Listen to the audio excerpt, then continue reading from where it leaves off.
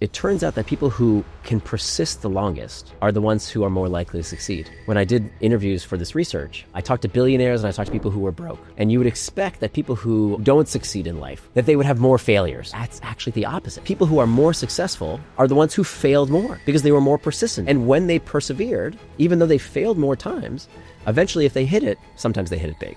Wow. He is an author, a behavioral design expert, and teacher who focuses on the intersection of psychology, technology, and human behavior, the inspiring Nir Eyal. So what happens if day after day, week after week, year after year, we constantly recite a script about our limitations, about our labels, about what we can't do? It becomes physiologically as well as psychologically true. Really? If you have positive views about aging at 30, studies have found, there was a study at Yale that found that people who had those positive beliefs at 30 lived on average 7.5 years longer. That is more of an effect size than quitting smoking, than diet. It's more of an effect than exercise. How important or terrifying is the words we think or say about ourselves and our limits to our life? Incredibly important. The best things you can do is... Welcome back, everyone, to the School of Greatness. Very excited about our guest. We have the inspiring Nir Eyal in the house, and he is an author, a behavioral design expert, and teacher who focuses on the intersection of psychology, technology, and human behavior. He's sold millions of books worldwide, helping people overcome distractions, build habits that stick, and take back control in a world that is designed to pull us off track. Thank you so much, Nir, for being here. Excited about this, man. Thanks. Great to be back. It's going to be fun, man. Yeah. This is a topic that I love because most of my life, I grew up feeling very insecure originally because school, I was in the bottom of my class all through grade school, all through middle school, high school, and college. Bottom of my class, bottom four, because he used to rank us on our grade cards and tell us essentially either how smart or how stupid we are based on the rest of the class. And I was always in the bottom four. Sure. So I always had this belief that I wasn't smart enough. It was like this feeling that I wasn't smart enough. But for whatever reason, there was something else inside of me that said, no, you can make something of yourself. There was like some calling, some voice, some feeling, some essence that was like, it doesn't matter if you're stupid on your grade card or if you lack the intelligence in school. If you have the courage to risk, to put yourself out there, to try and fail, to make mistakes, you can get better and you can do extraordinary things. And that belief, thank goodness, has carried me over the last 20 years to, excelling in athletics and sports, to building a business where I had no skills or like anything about business, to launching a podcast, to writing best-selling books, when I didn't have any of the evidence that those things would be possible. Yeah. But I had this like essence or belief that was like, I think I can figure this out. If I take the next step, if I meet the right person, if I ask the right questions and then try, something's going to work out. And that belief has given me the ability to, I think, outperform so many people who are way more intelligent than I am, who are way smarter, who have more degrees, who have higher education than me, all that stuff. But I just had the courage to believe. And why is it, in your opinion, that so many people who are extremely smart, extremely talented, have all the degrees, accolades in the world, still lack the courage or the belief that they can go and launch the thing that they really want to launch? We see this all the time. And the myth is that in order to succeed, you have to be the smartest. That's the defining trait. And in fact, in some ways, I think that being too smart can be a liability. Really? Because you start looking for facts, right? And so facts are very different from beliefs. A fact is an objective truth. And in school, we're graded by how many facts we can regurgitate onto a piece of paper, right? A fact is something that is true whether you believe it or not. That's one end of the spectrum. And the other end of the spectrum is faith. Faith is a conviction that does not require evidence. Okay? Those are two different sides. In the middle, however, is a belief. A belief is a conviction that is open to revision based on new evidence. So unlike a fact, which won't change, unlike a faith that doesn't require any kind of evidence to be a conviction, beliefs can change. And those people who hold themselves to their beliefs rather than sticking to things that they will only do if they know they are objectively true, they succeed more. I can't tell you how many people I've spoken with in researching around the power beliefs who tell me the same story, is that something inside me, I just believed that it was going to succeed, and it did. And that's why I've done this research over the past 6 years, is because there's an untapped power that people do not realize that they can access, that releases their potential by harnessing the power of beliefs. My favorite story around this, my favorite piece of research, is the Kurt Richter rat study, where in the 1950s, Kurt Richter took these rats and he put them in a cylinder. And he wanted to see, at the time, you can't do this kind of study anymore, it's kind of ethically dubious, but he wanted to see how long these wild rats could survive swimming in water. In a cylinder with water. Halfway filled with water, he put a wild rat inside. To see how long it would survive. How long they could swim. And he sat there with a timer, and it turns out the average wild rat can swim for about 15 minutes. Before it drowns. Before it drowns. It gives up and drowns, right? 15 minutes. Then here's where the experiment really started, the interesting part. He brought in a new group of wild rats. He put them in the water, and he wanted to see now what would happen if, as soon as he knew that they would give up, as soon as they were about to drown, after 15 minutes, he plucked them out, dried off the rat, let it catch its breath, and then put it back in the water. And he did this a few times. Wow. Okay. Have you heard this study before? No. Okay. It sounds like torture, but it's... Okay. So how long, here's the question. You know there's a trick here, right? Sure, there's something surprising. If originally the rats could swim for 15 minutes, how long could the rats swim after they were conditioned? After they had been pulled out, dried off, caught their breath, put back in the water, how much longer could they swim? I would say double. Double. That would be amazing, right? If they went from 15 minutes to 30 minutes of extra perseverance, wow, that would be incredible. It wasn't double, Lewis. It wasn't triple. It wasn't quadruple. It wasn't for an hour. These rats, after they had been conditioned, could swim for 60 hours. What? Not 60 minutes, 60 hours, 240 times more persistent. Now, holy cow. What changed? The experiment was exactly the same. These rats' bodies hadn't changed. Nothing physically made them more perseverant. What had changed, we think, we can't ask rats what they believe, but what we think happened was that something in their minds had changed. They had now seen the possibility that salvation was possible. They had learned hope. Yeah. And that made them more perseverant. So what does that mean for us? What's the takeaway here? That when we attach ourselves to these limiting beliefs versus liberating beliefs, when we find what those limiting beliefs are, do away with them, and then find the liberating belief that can harness that motivation, we unlock something. And it's not magic, right? It was always there within us. Interesting. These rats could always swim for 60 hours, but they gave up after 15 minutes because they thought it was hopeless. And we all do this. So they had the ability, they had the skill set, I guess. They had the physical capacity to swim for 60 hours, but they didn't have the belief. That's right. And so most of them would die around 15 minutes on average. They would give up. And once they learned the belief system, even as a rat, I guess, you learn hope, or this idea that, oh, maybe I can survive, or maybe I could go a little longer. Right. They were able to go 240% more. 240 times. 240 times more than originally around survival mode. That's exactly right. Holy cow. Right. And so this is what's being unlocked. It's not magic. It's not anything supernatural. It's that all of us, inside of us, we have these powers that we don't even realize are there. And what's holding us back are these limiting beliefs. I mean, it kind of sounds like the David Goggins of rats. It's like, okay, he talks about once you feel like you're about to die, you haven't even begun. Like your body can endure so much more. It might feel like you're dying, but maybe you do just need a little bit of a rest and then you get this thing called a second wind, right? There's this thing called a second wind where you feel like you have all this energy because you can go forever. Right. And that is interesting. Now I'm curious that they went 60 hours. Did they eventually stop and die after 60 hours? They reached their natural limit. And we all have our natural limits. Yes. But what we think are our natural limits are way longer than we would expect. There's all these things that are unlocked within us that our beliefs hold back. Now, is it a fear of, is it a lack of skill of enduring pain that most people have? Is it a lack of skill of enduring humiliation and embarrassment? Is it a lack or skill of overcoming the idea of fear of failure, fear of success? What is the skill that people are lacking that is holding them back the most? So when we look at what differentiates successful people, it's not necessarily intelligence. It's somewhat correlated, but that's not at the top. what's really at the top is two things. Number one is perseverance, and number two is adaptability. Yeah.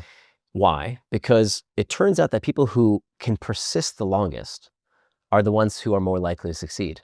When I did interviews for this research, I talked to billionaires and I talked to people who were broke. And you would expect that people who don't succeed in life, for, let's say, that they would have more failures, right? People think to themselves, I don't succeed because I failed so much. And it's actually the opposite. That people who are more successful are the ones who failed more because they were more persistent. They kept trying and trying. It was just like those rats who kept swimming. And when they persevered, even though they failed more times, eventually if they hit it, sometimes they hit it big. Do unsuccessful people just don't try enough? Is that kind of what you researched? That what's lacking is motivation. Fundamentally, what these beliefs unlock is your motivation. But the way we think about motivation is completely wrong. The way we've been taught about motivation is if you do this behavior, you'll get this benefit. So that's why we need motivation, right? That's kind of the classical economic explanation. Yes. I pay you a salary, that's the benefit, so that you do this behavior. Yeah, I work out for this long and I get a result, I lose weight. But when you don't see the result within 2 weeks, people give up. Why? So why do we lose motivation? What's missing? I mean, we have tons of self-help books telling us what to do. We've got Google, we can Google something if we don't know how to do it. We can ask AI to tell us what to do. We all know what to do. What's lacking is not a lack of knowledge. It's not a lack of resources. There's something else missing. And that thing that's missing is the fact that motivation is a triangle. Mm-hmm. It's not a straight line. On one side, you have the behavior, what you need to do. On the other side, we have the benefit, why we need to do it. But holding the triangle together is belief. If I don't believe I'm going to get the benefit, let's say you work for a boss who you don't believe has your best interests at heart. They're not going to give you that promotion. They're not going to give you that raise. Are you going to be motivated to work for them, even if you want the benefit? No. What's very likely on the other side of the triangle is the behavior. That if I don't believe in my own ability to do the behavior, if I have a limiting belief about that behavior, I'm also going to quit. So if it was just as easy as I want this, so I do that, we'd all have six-pack abs and be multimillionaires. It doesn't work that way because of the power of belief. You have to have all three: the behavior, the benefit, and most importantly, the belief. If someone focuses only on, I'm going to go do this thing, I'm really excited and motivated to launch this thing because I want this result. I want this benefit. But they lack the behavior, they lack the belief that they're actually capable of accomplishing it or deserving and worthy of receiving that accomplishment. What will happen if they lack that belief? They lose motivation. They don't keep trying. They're just like those rats that give up and sink. And that's exactly what happened. And when we keep trying, invariably, we don't succeed. Now, this isn't magical thinking. This isn't positive thinking. I'm not a big advocate. If you look at the research literature, just wishing for something actually makes you less likely to go out and get it. Gabrielle Oettingen did this wonderful study where she hooked up people to blood pressure monitors and she tracked what happened to them when they did a visualization exercise, when they thought about, when they manifested, when they thought about the future they wanted, when they aligned themselves with vibrations or whatever they thought. Here's what happened, Lewis. Their blood pressure dropped. And they became more relaxed. And then afterwards, they became less likely to do the things that it would take to get the results they wanted. So what the research shows us, that just dreaming, just visualizing about that potential outcome, just manifesting is not enough. In fact, it hurts you. It makes you less likely to get those results because your body interprets that relaxation as the benefit. Interesting. It feels like I've already accomplished financial success because I dreamed it in my head. So how does someone learn to manifest the right way, specifically from, sports psychology, talking about visualizing the outcome, visualizing the process on the court or the field, how you're going to react and respond, strategizing and planning in business in the future, when certain things happen, how will you react, like kind of putting yourself in the future. What else needs to happen alongside visualization in order to manifest what you want? So what the research literature shows us is that just the dreaming doesn't work. And this is a great example of how the self-help industry has taken something true and manipulated it into something that's false. We hear that visualization works, and we hear that athletes use visualization exercises, which is true. But what do athletes visualize? Do athletes visualize the trophy? No. Do they visualize the gold medal? No. What do athletes visualize? They visualize the obstacles in their way. Mm-hmm. They visualize if I'm on offense, defense is coming at me. If I'm going down the mountain skiing, what could be in my way? They're visualizing the obstacles so that they are emotionally ready to deal with it when those obstacles come. Mm-hmm. So I don't know if you remember this in our last interview, but I might have mentioned, I used to be clinically obese, like clinically obese, not just overweight, Really? obese, yeah. Now you're a machine. Thanks, I appreciate Lean machine. I appreciate it. But how did I do that? What was kind of the secret to it? Was that I stopped dreaming about the outcomes. And instead, I started planning for the obstacles.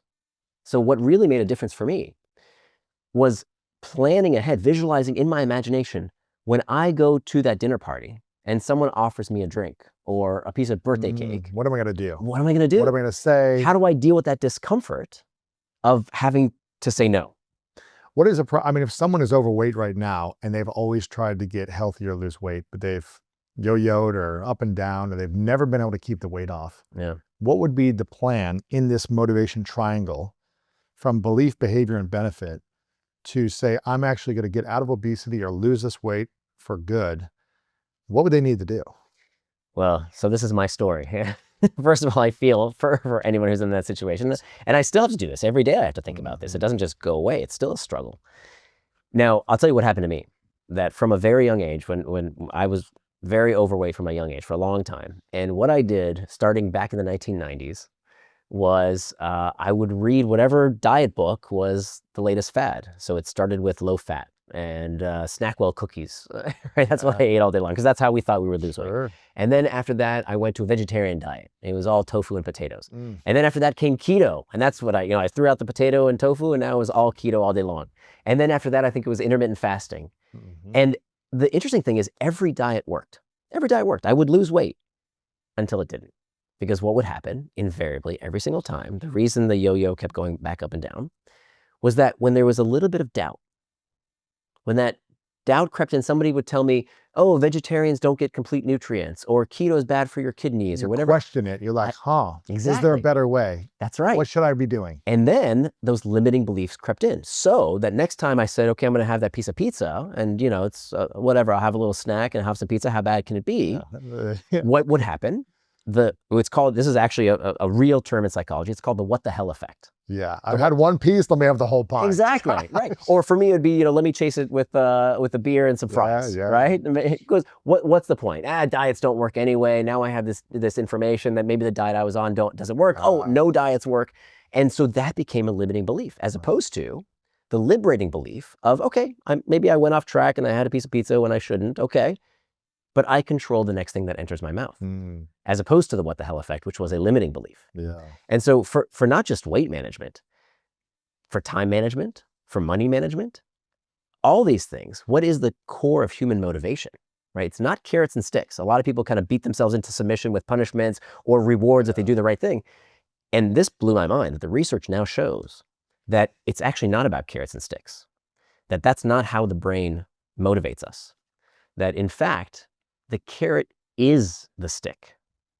Explain that. Right. So it's kind of like a Matrix moment, right? There is no spoon. Yeah. The carrot is the stick. What does that mean? That all human motivation is from one thing and one thing only. And that is the desire to escape discomfort. Even wanting to feel good. Craving, lusting, hunger, desire, itself is psychologically destabilizing. So what that means, if all human behavior is spurred by a desire to escape discomfort, that means time management is pain management. Money management is pain management. Weight management, it's all pain management. So if you can learn to manage that discomfort, you can unlock this hidden resource. Yeah. So one more time, if you can learn to manage pain or discomfort, then you can unlock essentially anything you want. That's right. In any area of life. Anything that the laws of physics don't prevent you from doing. Exactly. Because everything worth having in life, right, you know this, is on the other side of that discomfort. Yes. You want to build a great family? It's going to take hard work. You want to build a business? You know it takes hard work. You want to get in shape? It's going to take work. Yeah. But what blew my mind is that I never separated pain from suffering. What's the difference? That was always synonymous. What's the difference between pain and suffering? So pain is just a signal. Where does pain happen? Where does pain occur? Is pain here? Is pain here? Is pain The mind, right? Always in the mind. It's always where else could it be? Right? If you break your arm, the pain isn't here. The pain is registering in your brain. Where else could it be? It doesn't mean it's not real. All pain is real. But the suffering occurs up here. For example, let's say, Lewis, that right now, all of a sudden your heart started beating very quickly. You were short of breath, dry mouth. Something would be terribly wrong, right? You would have to go to the ER immediately. But if you had the same physiological sensations while you're on a run or in the gym, that's great. Now you have a positive perception of that same exact physiological response. And so pain is just a signal. Suffering is the interpretation of that signal. What does that mean? It means that we can shape how we experience that pain. It doesn't necessarily have to be suffering. Based on our beliefs, based on the filter of perception, we can interpret differently. So I'll give you a great example. So some of the research that stopped me cold in my tracks was around hypnosedation. Have you ever heard of hypnosedation? Like hypnosis? Yeah, but for surgery. Okay. It's mind-blowing. Okay. Lewis, I would not believe it if I have not seen the tapes. And in the research I saw many of these surgeries. There's a guy I wrote about. Hypnosedation. Hypnosedation. So essentially hypnotizing yourself to not feel pain so you don't have to go under anesthesia. Right. And you know me, I'm a pretty science-backed guy, right? Like it took me 6 years to write this book. You're skeptical. I'm very skeptical, right? Like almost to the point of being cynical, right? Yeah, of course. And so I needed the evidence. And so I had to watch the actual video of the surgery. And it turns out that in Europe, mostly Switzerland and France, this is a technique that tens of thousands of people have gone through. And so the guy that I interviewed, his name is Daniel Gisler. He was a former commodities trader, very numbers guy, analytical, not woo-woo in the least. And this guy, he was young 50s. He has this freak accident and he breaks a bone in his ankle and he has to get these screws put into his leg. And then it's time to get these screws taken out. Ooh. And this is years later. He's healed up. He has to do this years later. And he comes across this technique called hypnosedation. He gets kind of curious. He watches some YouTube videos. He decides to take a class. And he prepares his mind to the point where he goes under this surgery for 55 minutes with scalpel cutting into flesh, with metal screws being extracted from bone. Oh my gosh. Without general anesthesia, without local anesthesia. Nothing. Nothing. He just said, nothing. Let me put myself in a mental state to turn off the pain signal. How does he do that? And then allow you to cut open my leg without me screaming. That's exactly right. Holy and not cow. only you watch this. And if you yes, and not only is he, you would think, okay, well maybe he's feeling the pain but not letting relaxed. it out. No, we can see in his blood pressure, in his heart rate, all the things that should be that's spiking. You know, when the body's in stress mode, nothing happens. He turned the pain signal off. Well, he turned the suffering off. Not the pain signal. Not necessarily. So this is the heart of the research I've done, is that beliefs have these three powers: the power of attention, the power of anticipation, and the power of agency. So what Daniel Gisler was able to do, and tens of thousands of other people do all the time, is that through the power of beliefs, they can choose where to pay attention to the signals coming into their brain. Because what's happening right now, your brain is taking in 11 million bits of information. Right now, 11 million bits of information. The sound of my voice entering your ears, the light entering your eyes, the ambient temperature of the room. You're taking all this in, okay? Just to put that in perspective, that's the equivalent of reading War and Peace every second, twice. Okay, that's what your brain is processing right now. However, your conscious awareness is only 50 bits per second. 50 bits versus 11 million bits. That means that your conscious brain, the perception of suffering, is only taking in 0.000045% of the information it has available. So what does the brain have to do? It's called predictive processing. It doesn't see reality as it is. It sees it as you predict it to be. Bingo. How did you know that? Because you've seen it a million times. These are called our priors. And so our prior beliefs dictate what we see in the present reality. So how do we shift a prior belief into creating future evidence that we can create something we've never created before? Yeah. If we only have proof and evidence that we've been a failure, that we've tried and humiliated ourselves over and over again, that we're not enough, that we're someone that's worth being abandoned, whatever it is. Right. How do we create a belief that we've never experienced Yeah. to create a new result in our life? Yeah. So this is where the magic happens. And the magic is that first step is to see those limiting beliefs, because we all have it. But What was yours? oh my God, where the What was your the biggest book- 2 or 3, like our biggest Oh, one? where do we start? Okay, I'll tell you. For me, it was relationships. I had a lot of limiting beliefs with my relationships. Like intimacy or like, I'll tell you exactly what happened. So for me, it was my relationship with my mom. uh-huh. That and this particularly illustrates the point. So a few years ago, my mom had her 74th birthday, and I wanted to do something very nice for her, and so I wanted to send her some flowers. Now, I was in Singapore. She was in Central Florida, where I grew up. And getting flowers from Singapore to Central Florida is no small task. So I called up a bunch of florists. I stayed up till 1 a.m, making sure that the delivery would happen on time, that she would get them, that the flowers wouldn't wilt in the car in the Florida heat. Stayed up till 1 a.m. I went to bed and I patted myself on the back. I said, I'm a good son. I'm a good son, Yeah, right? yeah. I did the right thing. I call her up the next morning. I say, hey, Mom, happy birthday. Did you get the flowers I sent? And she said, yes, I got the flowers. Thank you very much. But just so you know that they arrived half dead, and I wouldn't order from that place again. Oh my God. So Okay. it's finding the fault as opposed to. Yeah, so you feel me on this one, right? Yeah. So You failed. Yes. So I said something Oh. to the effect of, well, that's the last time I ever buy you flowers again. Yeah. And that went over just about as well as you'd expect. Yeah. Right? Not so good. And then after the call, my wife, Julie, she turned to me and she said, do you want to do a turnaround on this?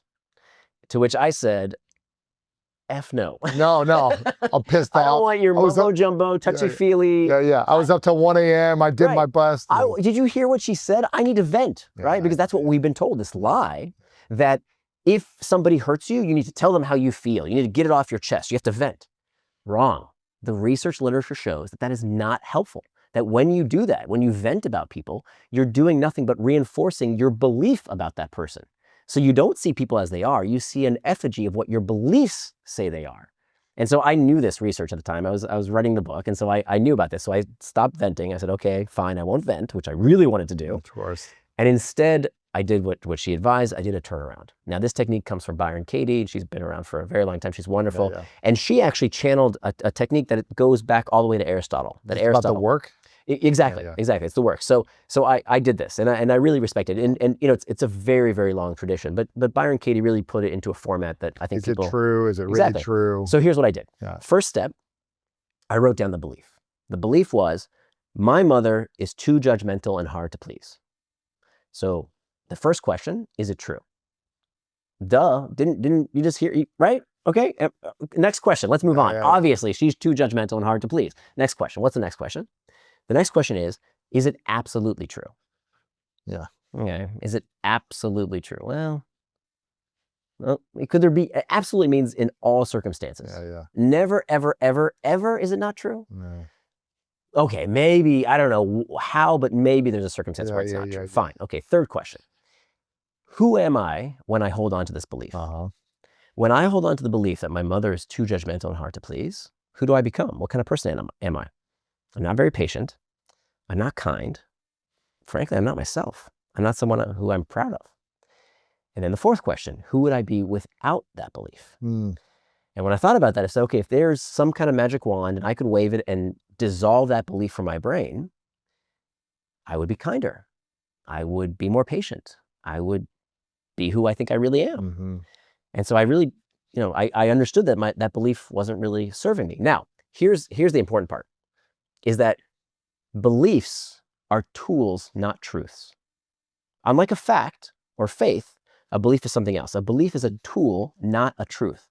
So it doesn't actually matter if it's true or not, okay? But I was holding on to belief that to me felt very true. And so the process, you ask, how do you go about changing these beliefs? You look for the diametric opposite of that belief in this turnaround. Okay, so what's the opposite of that belief? My mother's too judgmental and hard to please. What's the opposite? My mother is not too judgmental and hard to please. Okay, at first, I didn't know. There's no way. I don't believe that. Yeah, I don't believe that, right? But again, I'm not looking to change my beliefs. The point of a turnaround is not to change your beliefs. It's to give you a portfolio of perspectives that you can now choose from to see which one serves you better.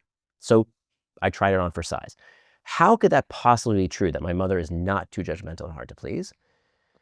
Could that possibly be true? Well, let me find some instances. Let me pull the memory bank. Or even with this specific instant, maybe she was trying to help me. Yeah. Maybe she was trying to make sure that I just didn't get scammed from this florist, and she was trying to be helpful, not hurtful.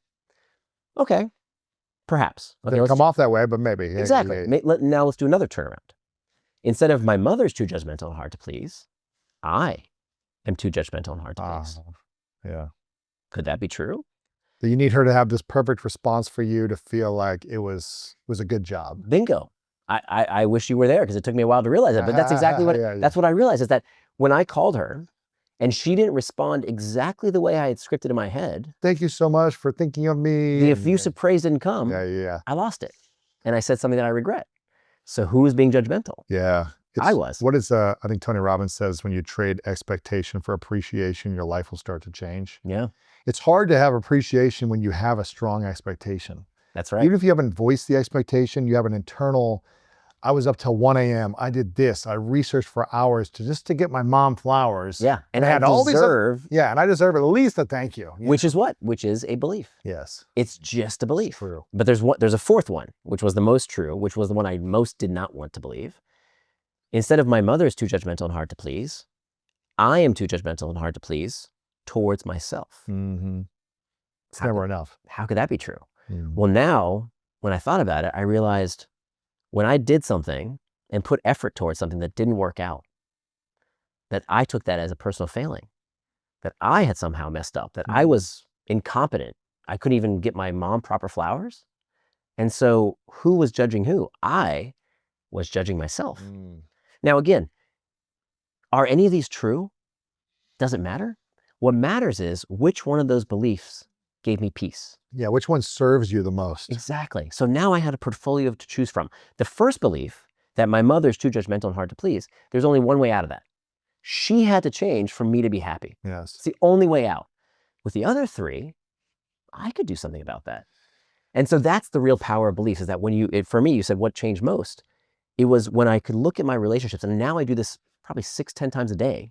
When someone annoys me, I take a step back and I say, okay, what's the limiting belief here? What's the opposite of that limiting belief? And how could it also be true? And my life, again, it's not about finding facts. It's not about proving the truth. It's not about truth. It's about finding peace. Yes. Now I'm happier. I'm more myself. I'm more calm and relaxed. And those benefits, and what changed? All that changed was my belief. And you can call it a belief or a perspective, I guess, around what's happening in life. That's right. And what you choose to see and witness, right? That's right. But these limiting beliefs, we all have them, and they're all hidden.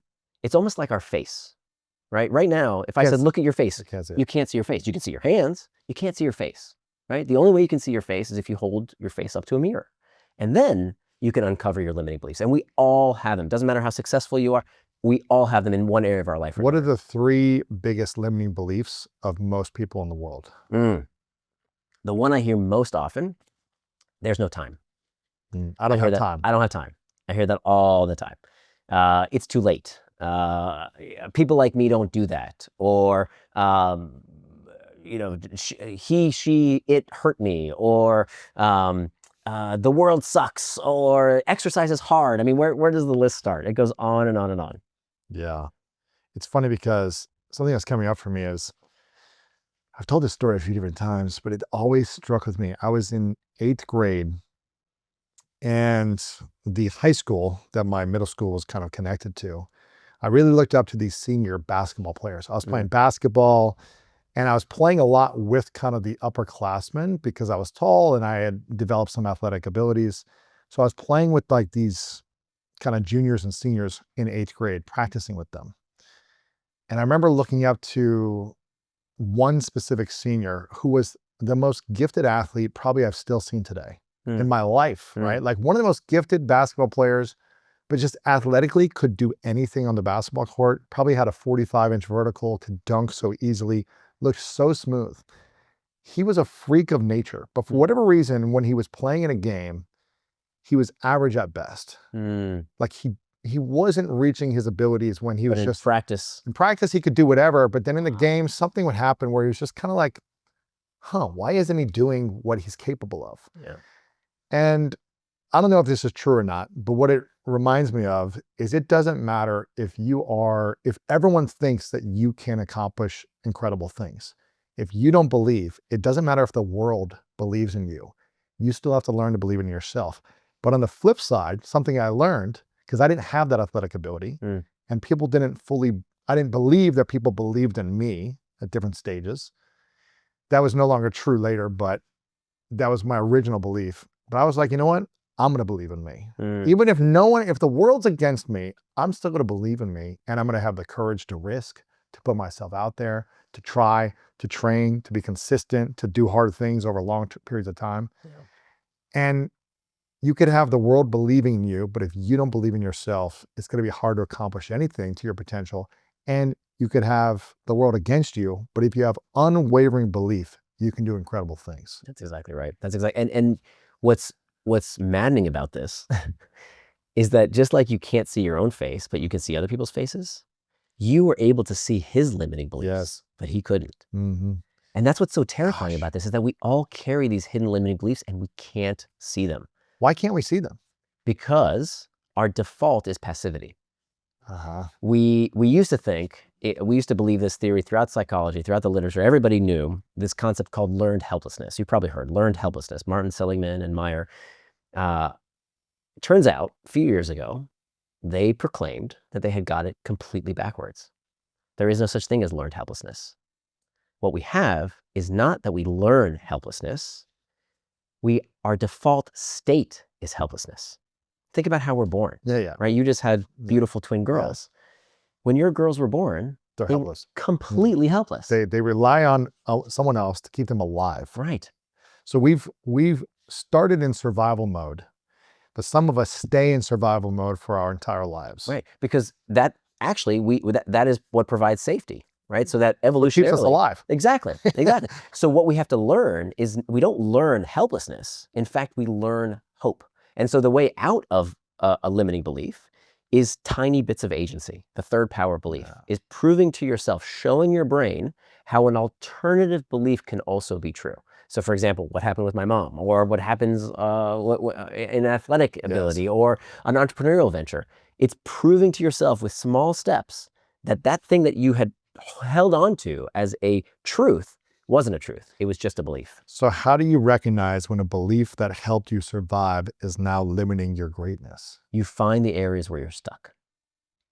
You look at the New Year's resolution that you've had year after year. Or that dream you keep talking about that you never take action on. That's right. That problem that persists, that you can't find a way around. That relationship that annoys the hell out of you, and it's still annoying year after year, and you can't find a possible solution. You're a smart person. Why can't you find a way to be happy?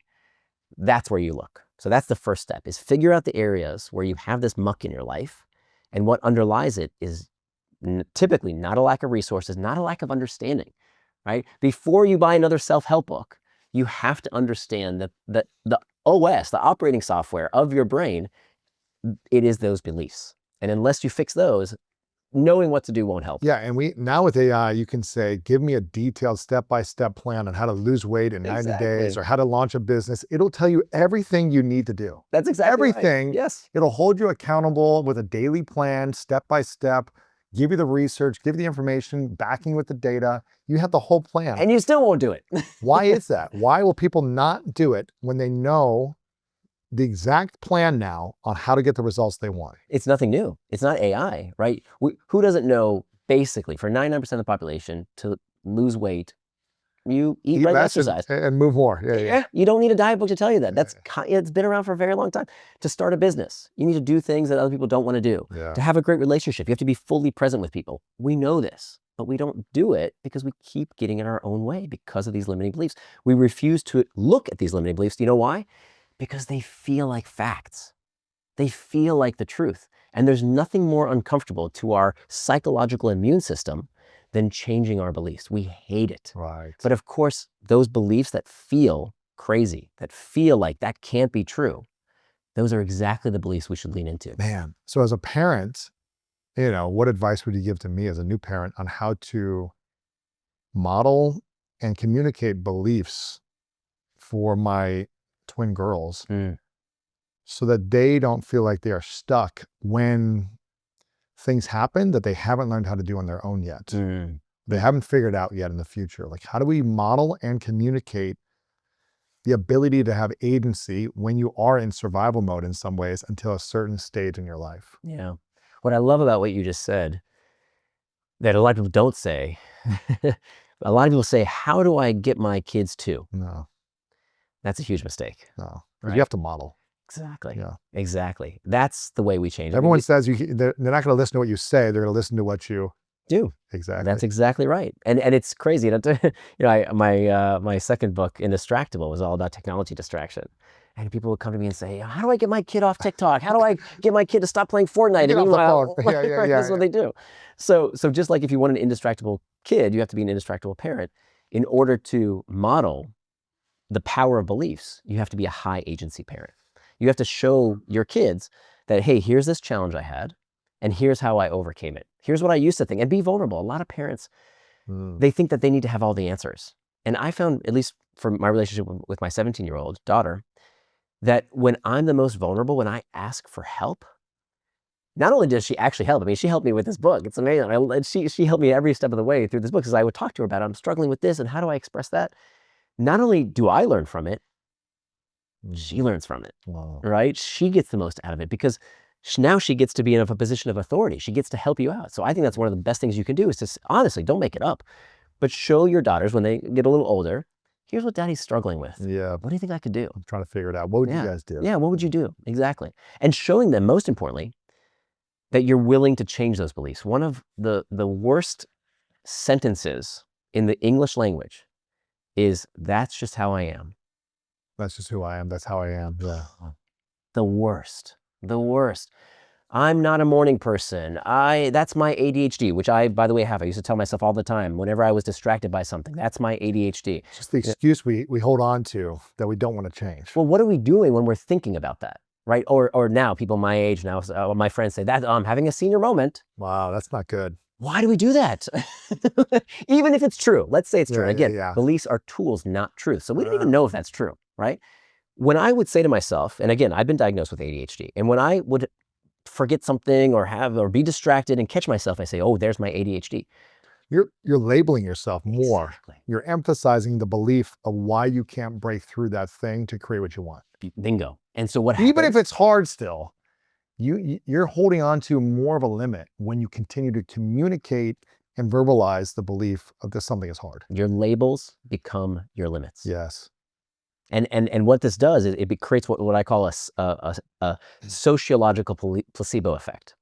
That there's a wonderful example in the psychology literature of Mr. A. And Mr. A is this guy, he's anonymized in this study. And Mr. A he broke up with his girlfriend. He had a bad breakup with his girlfriend. And he takes an entire entire pill box, a prescription pill box, of antidepressants. He wants to commit suicide.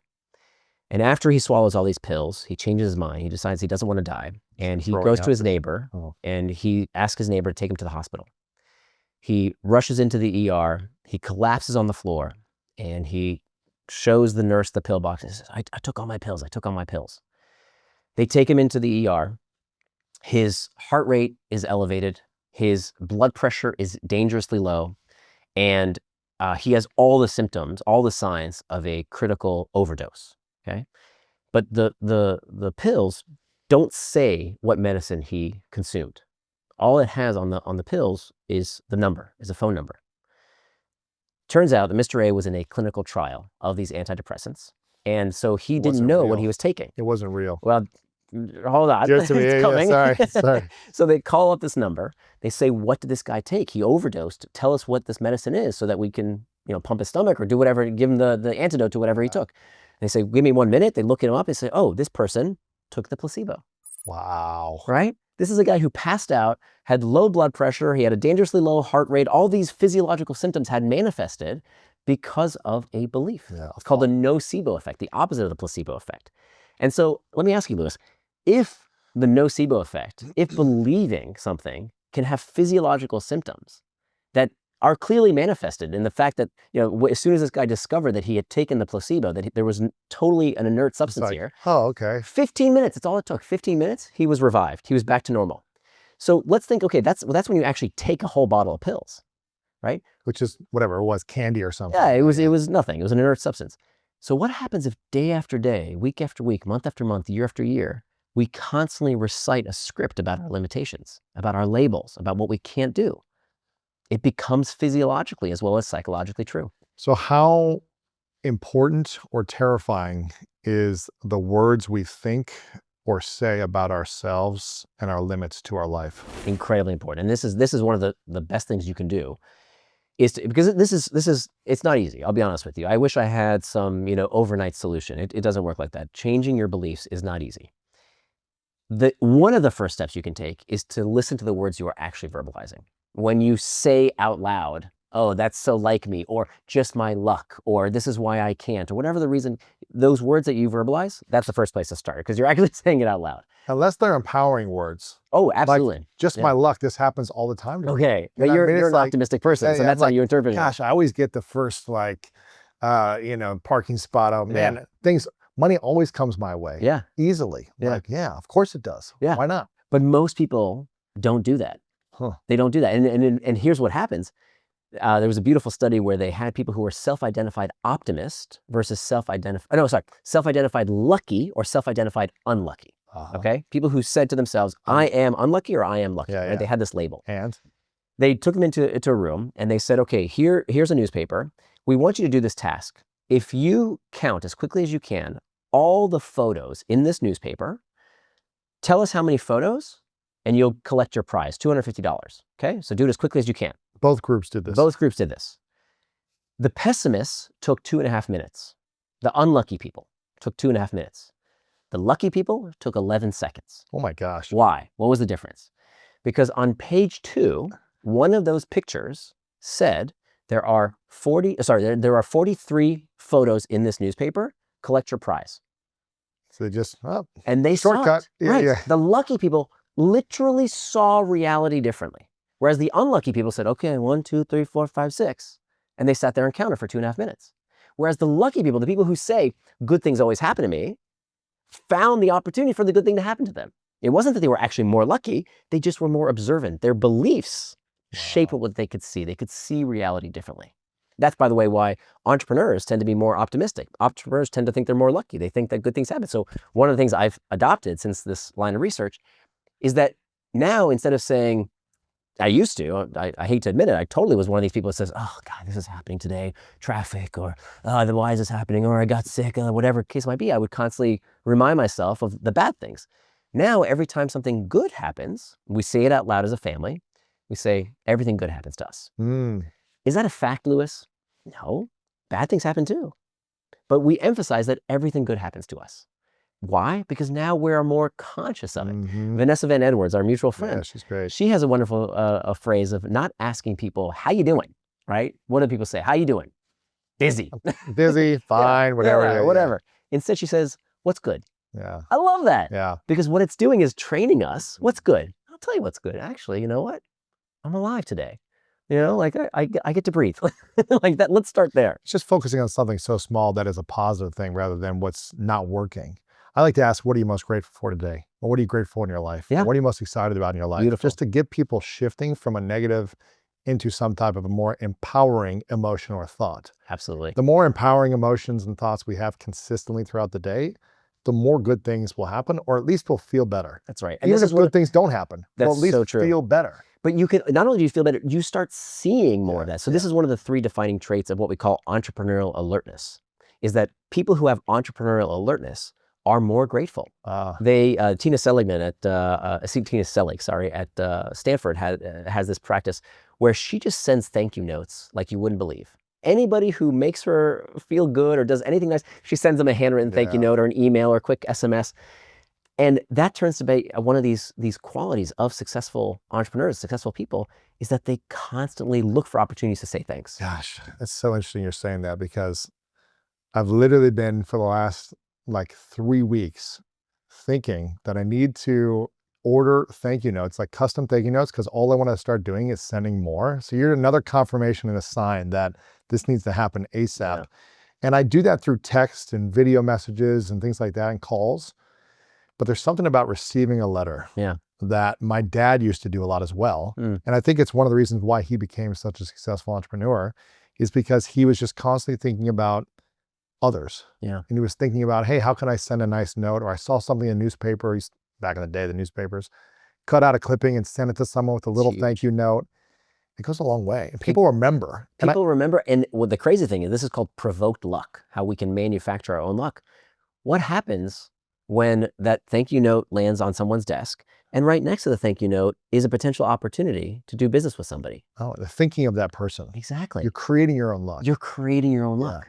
It's so interesting because What kind of business did your dad start? he was a life insurance salesman, which is hard. Yeah. You know, it's hard to reach out to someone, do you want life insurance? Yeah. But he would do that constantly and send people notes and just show up also and just like acknowledge people. So that's something I've just always taken on. And I think it's one of the keys to being able to be where I'm at in life is constantly thinking about, hey, I saw you doing this thing. Just want to say congrats. Yeah. You're doing awesome. Keep it up.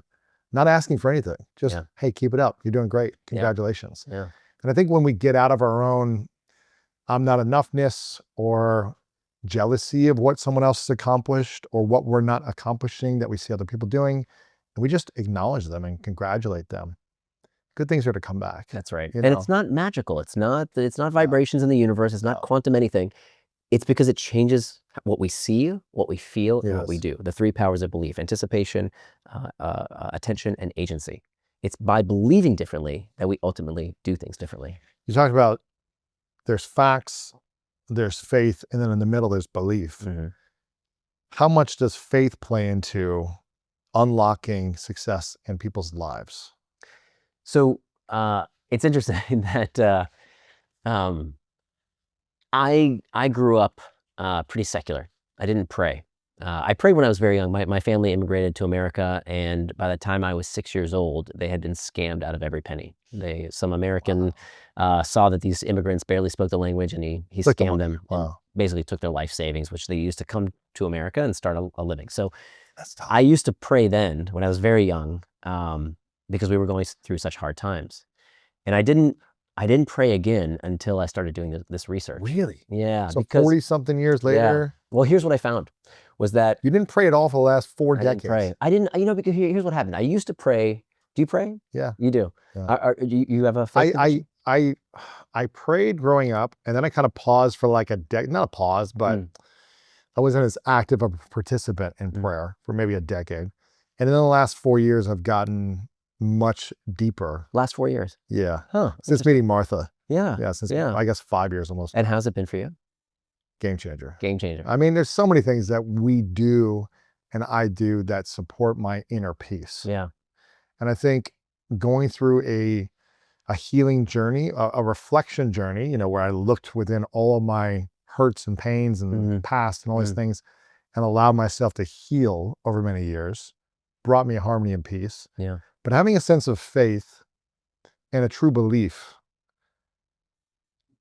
and praying about it every morning and every night gives me more confidence that I'm exactly where I need to be. Yeah. And that good things are coming. And it's not about me, it's about being of service. And as long as I continue to show up consistently and essentially following the triangle of motivation and doing these things consistently, good things are going to happen. So I would hear people say that. But tell me the science. And that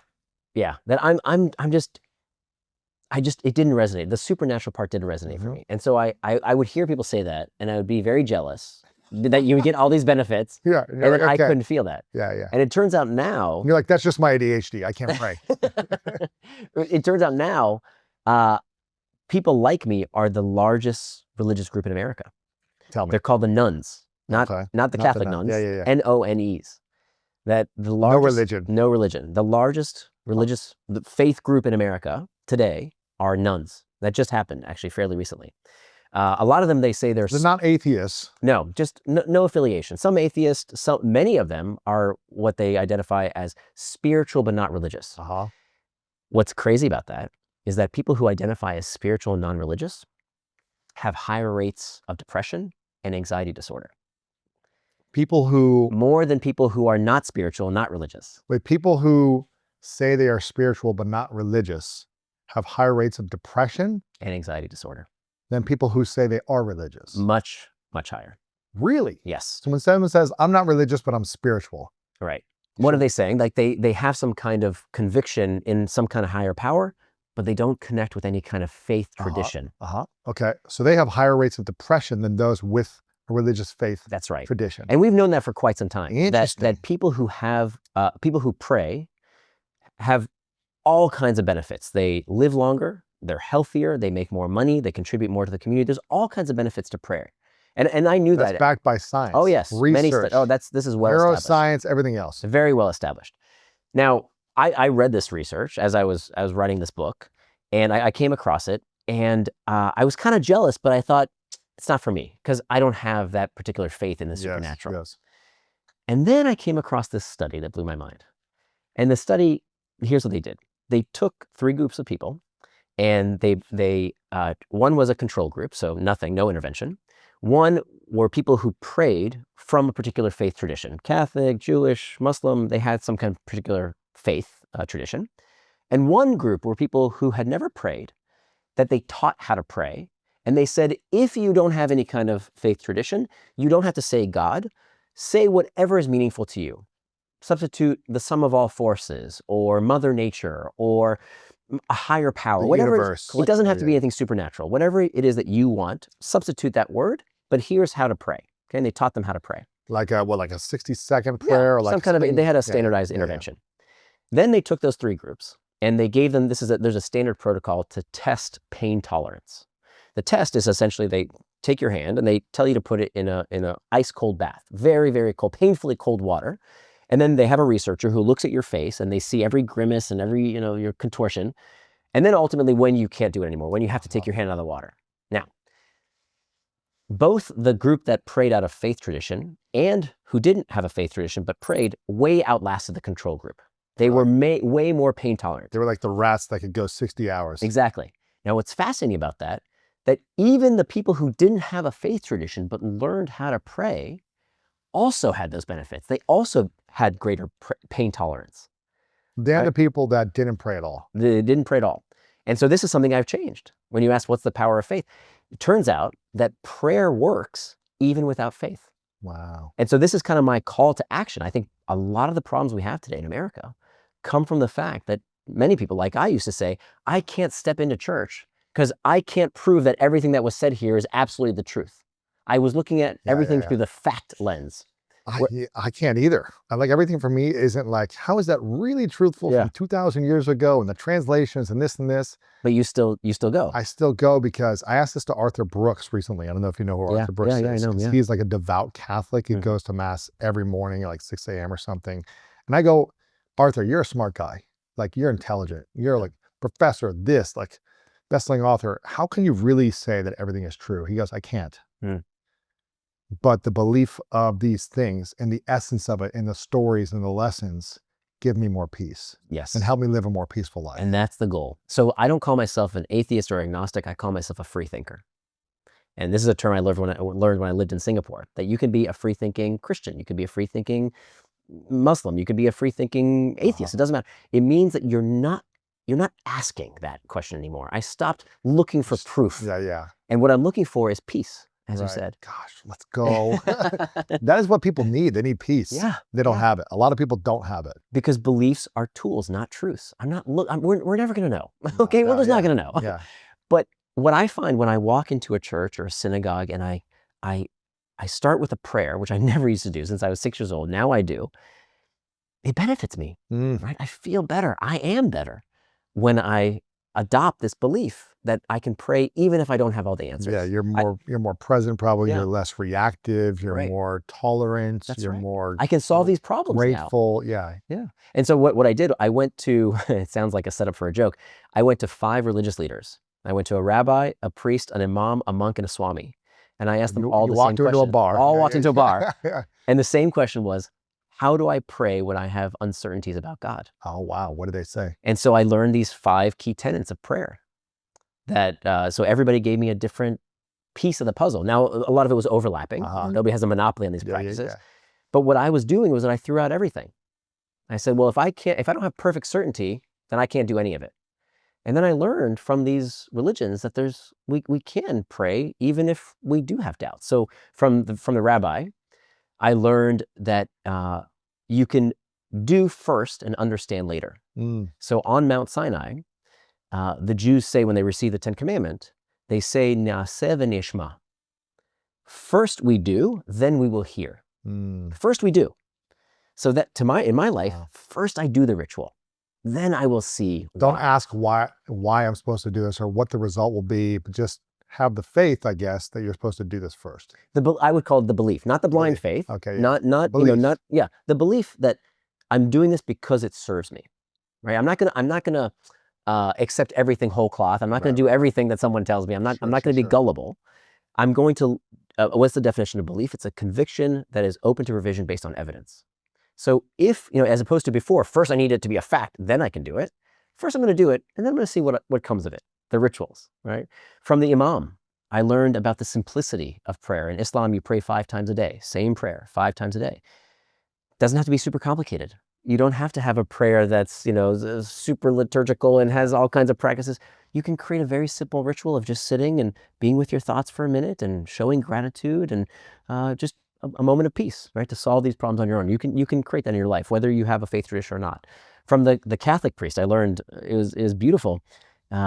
He told me about how people come to church looking for their prayers to be answered, and they ask for things, right? They say, I want to find love, I want to find business success, please heal me, etc. And what they oftentimes don't realize is that the coming to church, the community aspect, is many times how prayers are answered. That it's the person down the pew who can help you with your business, who can help you find love, who can solve many of these problems. It's that community aspect. And that's something that a lot of us who don't have that faith tradition don't get unless we go. It's true. Right?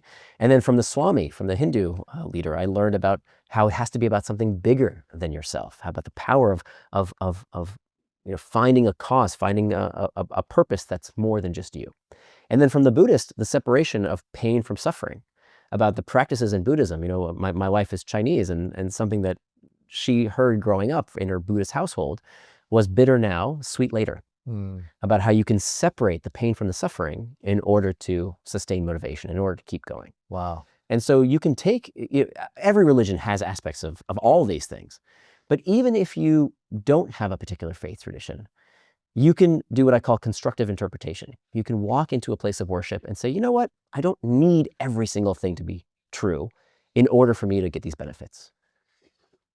And I think that's what holds a lot of people back. Absolutely. They need the facts to really say, well, did that really happen? If not, then I'm going to discount this whole thing. Right. And to be fair, it's not just the believers, it's not just the participants. There's a lot of faith institutions that want a purity test, right? You have to believe it's not good That's either. not constructive either. It's not good right? either. That pushes people away. Yeah. It's so interesting because every time we go to church, Martha just feels, she's so grateful. She just feels better just going. She's like, I feel so much peace. Yeah. So if prayer gives you that peace, now if it makes you feel bad, I guess it's not good, don't do it. But if it brings you a peace, why not do that more frequently? Right.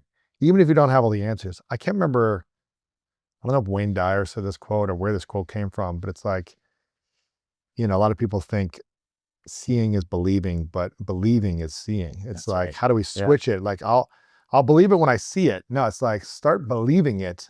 It will reveal itself. That's right. Right? Isn't that? Did Wayne Dyer say? I thought I came up with that. That's a chapter title. Yeah, exactly. But that's exactly right. Because that's what we tend to think. We think, when I see it, I'll believe it.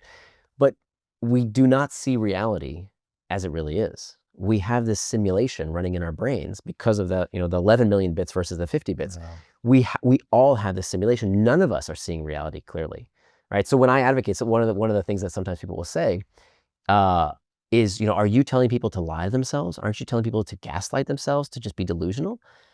And the answer is you're already delusional. Mm. You're already gaslighting yourself. In a negative way. Exactly. You're gaslighting yourself with these existing limiting beliefs and refusing to see another potential reality, which if you considered could actually be just as true, if not more true, than your current limiting belief. Yeah, but I mean, come on. Nir, you study, psychology and human behavior. How can you put all this into prayer? Like, that's not what you've lived your entire life. I feel like you're the, who am I thinking of? You're the, who is the newscaster, Dan, Sullivan? No. Gosh, why am I forgetting his name right now? He did the meditation stuff. Yeah, Yes. yeah. Not Dan Sullivan, but Dan Harris. Dan Harris. Dan Right. Harris. Yes. You're like the Dan Harris of prayer now. It's like the skeptical, like analytical, never going to believe in this stuff. But now you're saying prayer. I believe in the practice. I'm not, I've just stopped asking about the questions that I don't think I'm going to answer. Yeah. I don't think anyone will. Yeah. Because you just to have blind faith and trust from people from thousands of years ago. That's right. For me, that's hard to do too. But I think the essence of the stories, the essence of the historical things that happened when they did or didn't do certain things. Yeah. I can say, how can that relate to my life today?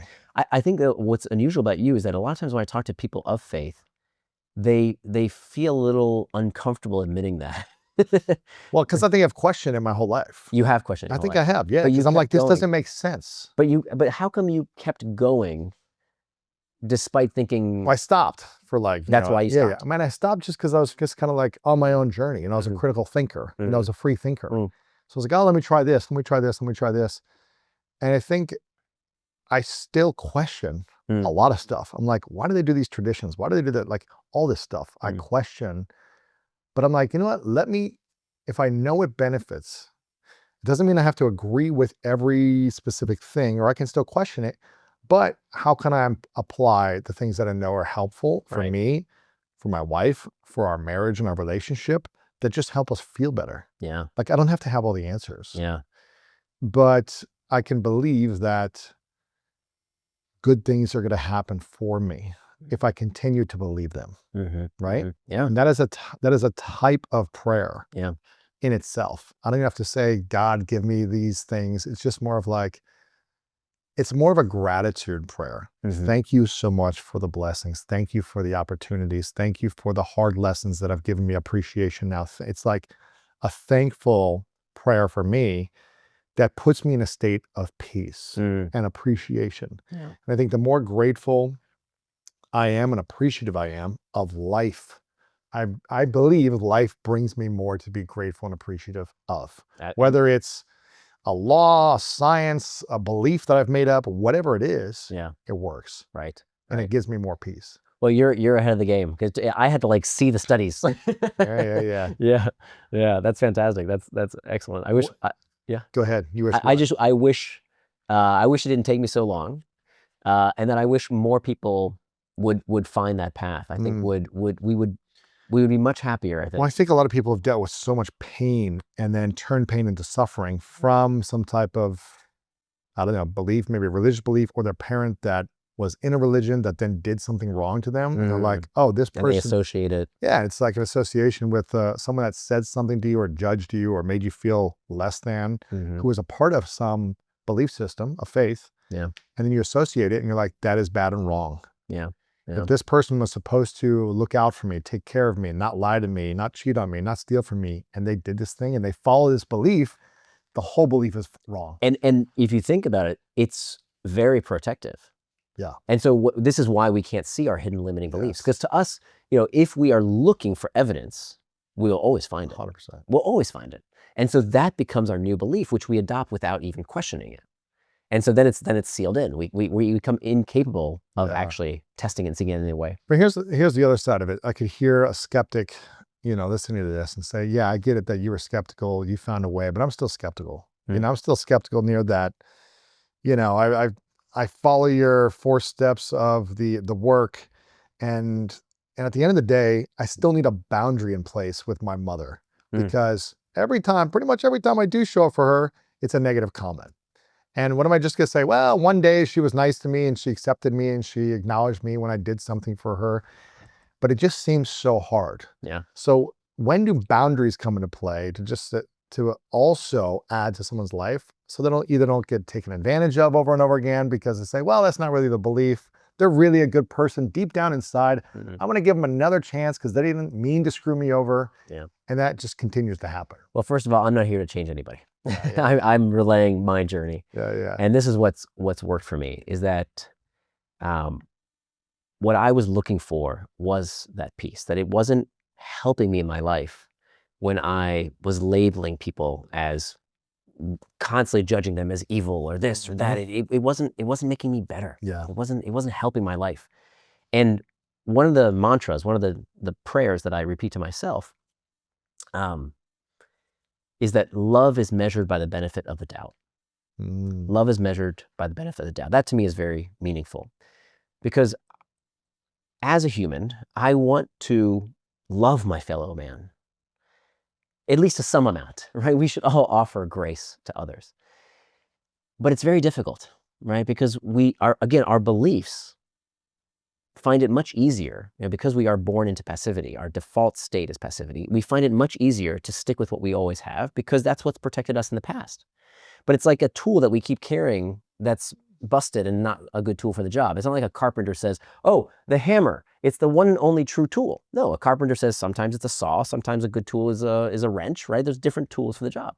So just because you've always held this hammer, just because you've always held this belief, doesn't mean you can't take it out and examine, hey, is this the right tool for the job?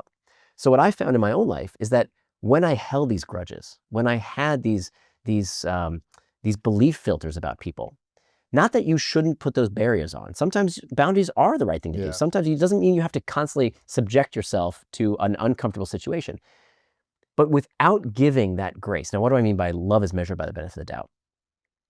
When my daughter was born, there was this love unlocked for this new human being, right? You just experienced it a few months ago, that just comes out of nowhere, right? And we give these babies ultimate grace, total benefit of the doubt.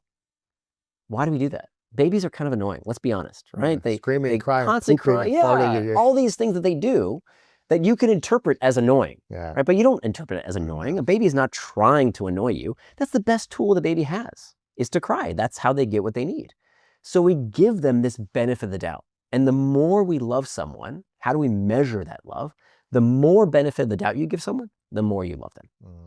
So what I try to constantly remind myself is that we're all just grown-up babies. Yeah, it's true. We're all just doing our best. Why is it that when we grow up, no, you get no more benefit of the doubt? You have to do everything perfect, and if you mess up, and if you hurt me, if I interpret you as hurting me, you get no grace. Yeah. Because you hurt me.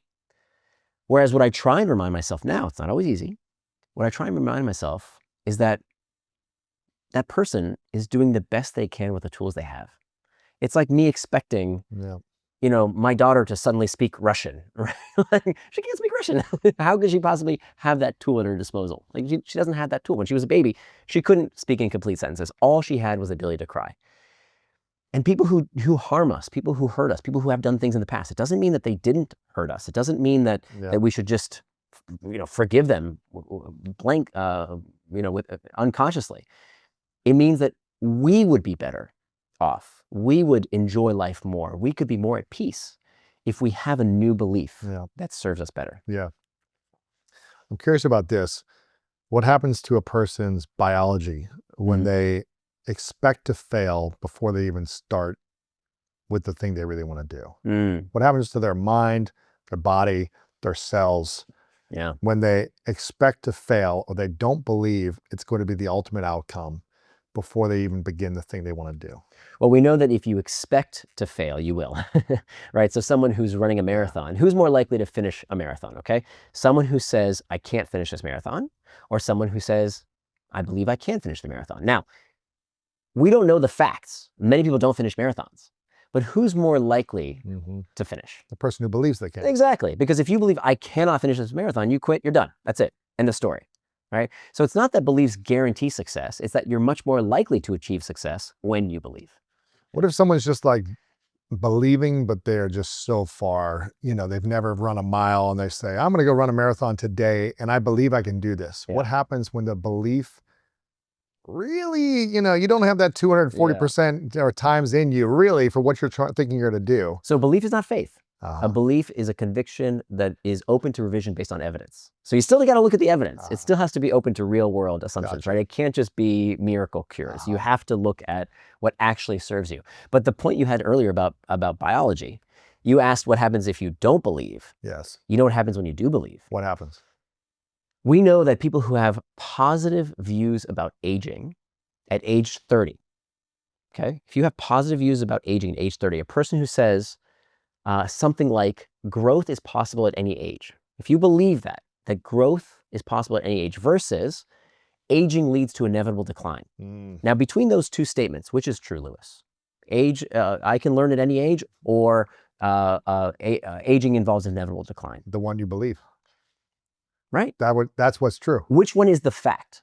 They're both kind of facts, Yeah. right? But which one is manifested as the truth in real life? The one you actually believe. So here's what happens. If you have positive views about aging at 30, studies have found, there was a study at Yale that found that people who had those positive beliefs at 30 lived on average 7.5 years longer. This is crazy. You know what that means, Lewis? That is more of an effect size than quitting smoking, than diet. It's more of an effect than exercise. Wow.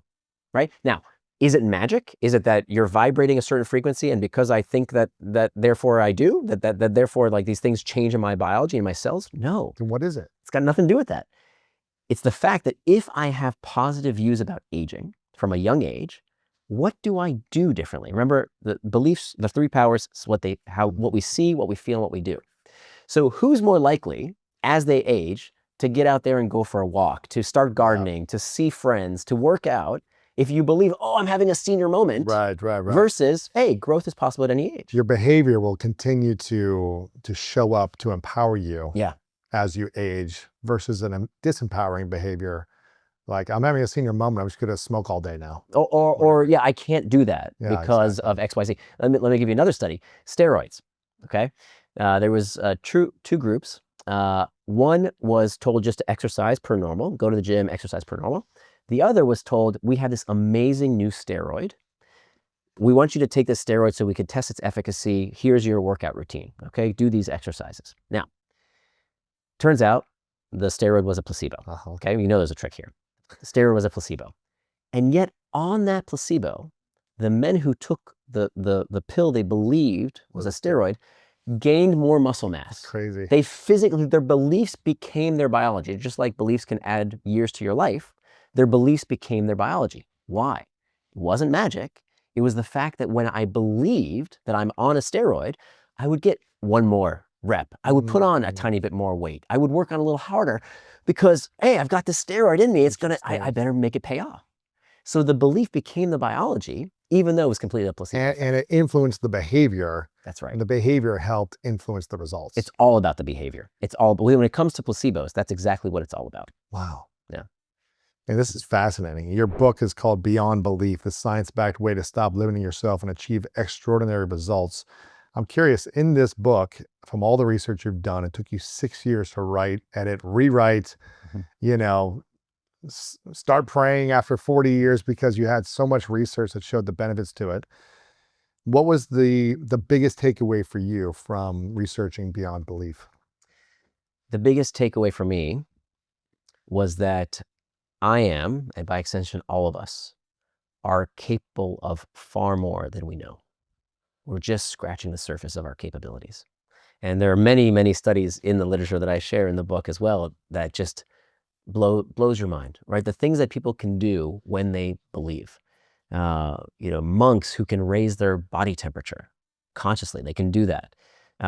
There's a case study that I talk about where someone who had Parkinson's disease, who was bedridden during the day, they're in a sleep lab, and in the middle of the night, they wake up, they hop on a table, they raise a piece of furniture over their head, and they start screaming, "Alligator, alligator," because they were having a dream. This is a Parkinson's patient who was bedridden in the middle of the night, got up and was fighting alligators in their sleep, right? They were having a delusion. They were having a sleepwalking event because they weren't bound to the reality of their beliefs. They were unconscious at that moment.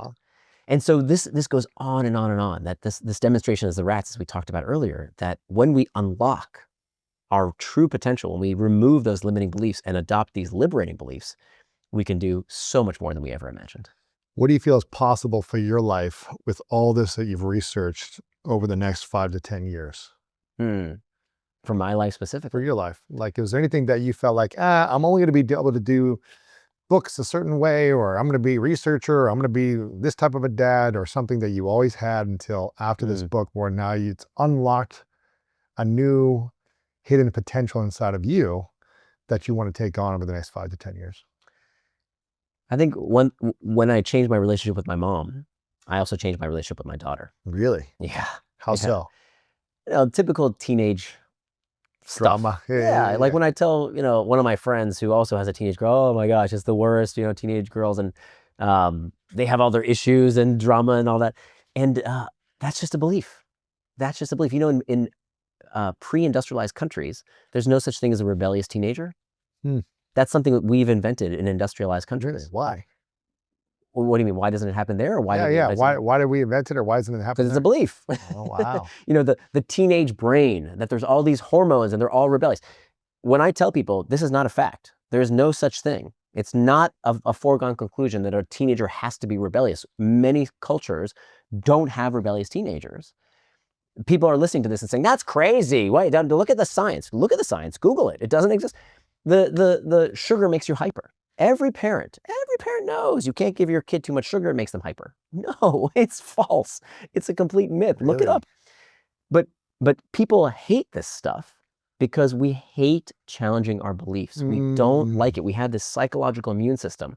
Yeah. And so if you feel that reaction, if there's a belief that's challenged, that you really don't want to believe, that sounds crazy, those are the beliefs you most need to explore. It's like first principle thinking, I guess. Yeah. It's like, Not only is it probably not true, but it's defending you against something. Yes. Right? What is it defending? When I think to myself, my kid goes crazy when I give them sugar. My kid goes crazy when I give them too much social media. My kid is whatever.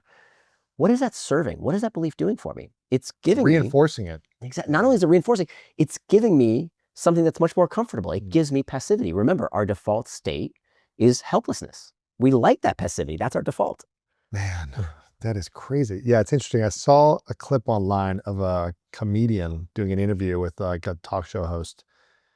And I can't remember what exactly he said, but he said, I heard like something around like, oh, he has daughters and they're about to turn teenage years. So like 11 or 12. And he goes, oh man, get ready. Like the interviewer's like, get ready. It's about to be really hard for you. And the guy cut him off right before, and he goes, that's just a belief. Like everyone who says that is just a dad. It's like, it's just a crappy dad who didn't know how to like connect with his daughters, and just puts that label in this, no, your daughters are about to be crazy when they turn teenage years. Because it's much more comfortable. Oh yeah. Right? Now I don't have to actually do something. Yeah. Like there's something out there that's doing it too. Yeah. This is, by the way, if I go to the doctor and I need a prescription for something, you know how the doctor has to tell you all the side effects? Don't tell me. I don't want to know them. I don't want to hear the side effects. You don't hear, because then you're enforcing them. That's right. You're primed to look for those things. Yeah. That's interesting. This is how I cured my insomnia. I used to have terrible insomnia. And insomnia, it turns out, as I was doing this research, is highly susceptible to the placebo effect. When they put people in a lab who got great sleep, and they told them, hey, we were monitoring your sleep. You slept really, really poorly. And then they had them take these objective tests of alertness and cognitive abilities. And guess what? These people who had gotten perfect sleep, when they were told you got crappy sleep, objectively on the test, they did worse. And then they did the opposite. They took people who they interrupted their sleep, they gave them a bad night's sleep on purpose, told them, you had a fantastic sleep. Wow, look at these amazing scores. You did really well. Great. They did very well in their cognitive tests. I'm sharp. Yeah, right. And so I would wake up day after day thinking, oh, I'm feeling groggy. I'm feeling tired. I had a bad night's sleep. You only remember the parts when you're asleep, when you were conscious. Yeah. But all that time you were unconscious, you don't remember. Wow. So today I have another mantra, one of these secular prayers that I repeat whenever I wake up at 2 a.m, which happens sometimes. I repeat to myself this phrase. The phrase is that the body gets what the body needs if you let it. That's all I say. I just take a deep breath in. The body gets what the body needs if you let it. I just say that again and again. And what that helps me do is to divert away from the rumination, which causes the leading cause of Stress, insomnia. yeah. If I don't get a night's sleep, then I can't perform tomorrow, and I've got this interview with Lewis, and it's going to be terrible. Whereas now I just tell myself, look, if I get a bad night's sleep tonight, I'll get a good night's sleep tomorrow. Yeah. Right. And I have exactly what I need for today. As long as that the body will reconfigure, unless, there's some exceptions, of course. Yeah. If you go for 2 weeks, no sleep, then you're like, or if you have some kind of severe condition. Yeah, of course. But for the vast majority of us, this insomnia is produced because of the fear of insomnia. Of course. Gosh, that's the worst. That's the worst. Nirandfar.com, N-A-R and far.com. Beyond Belief, the science-backed way to stop limiting yourself and achieve extraordinary results. This is going to be the book that you're going to want to get, because for me, as someone who's a researcher, skeptic, if you can learn these things and really see the benefit of them, I feel like anyone who's skeptical and who's analytical and needs like the research to prove certain things, they're going to get it in this. And I truly believe, it's funny, I truly believe that belief is everything. Like belief is everything. And my whole mission within my book, The Greatness Mindset, is to rid people of self-doubt. Because I believe self-doubt is the killer of all dreams. Yeah. And when you doubt yourself, you will not accomplish your dreams. That's 100%. Like you said, true. if you don't believe you can finish the marathon, you're not going to finish. Right. But if you learn to believe in yourself, and you learn how to stay consistent with it and do what you talk about in the triangle of motivation, have the behaviors that match those beliefs. And what was the bottom one? The benefit, the behavior. Benefit, and the benefit, behavior, and belief. And if you can stay consistent with that behavior and keep the belief that you can stay consistent with that behavior, good things are going to happen. So I want people to get beyond belief. Powerful book, change your mind, change your life. You can get it now. You can get it anywhere books are sold, Amazon, all the places. You're also on social media. I believe Instagram is your main spot, but you might be on LinkedIn as well. I think I see your content there. So Neyal 99 on Instagram. I believe that's still your Instagram, but nirandfar.com. Got a lot of great resources and content there. Nir, I got a couple final questions for you. One, I want to acknowledge you for taking this on, because again, you're like the Dan Harris of meditation, but now in belief, in terms of stepping into new things at this season of life. You're extremely successful as an author, speaker, business person, but to take on your own limiting beliefs at this season is hard to do. Most people don't risk enough to look at themselves and reflect and say, how can I try something new on? How can I let go of a belief that's not serving me in my relationship with my mom or other people in your life? How can I create more harmony at this season? So I acknowledge you for taking this on and actually applying the research that you found. I asked you this before. I think the last time you were on was like 5 or 6 years ago. But I'm curious what your 3 truths are now. And if you were able to live as long as you want, but at the end of the day, you have to take all your work with you. All of your writing, your books, your content is gone from the world. But you get to leave behind 3 truths, 3 things you know to be true from all of your lessons. What would those 3 truths be for you? The 3 truths that I would leave behind. So that's all I get to leave, these 3 truths? 3 lessons, 3 truths, kind of like from all the things that you've learned up to now and all the things you think you will learn until your death. Yeah. You can't leave any of that content behind. Yeah. But you could share 3 truths.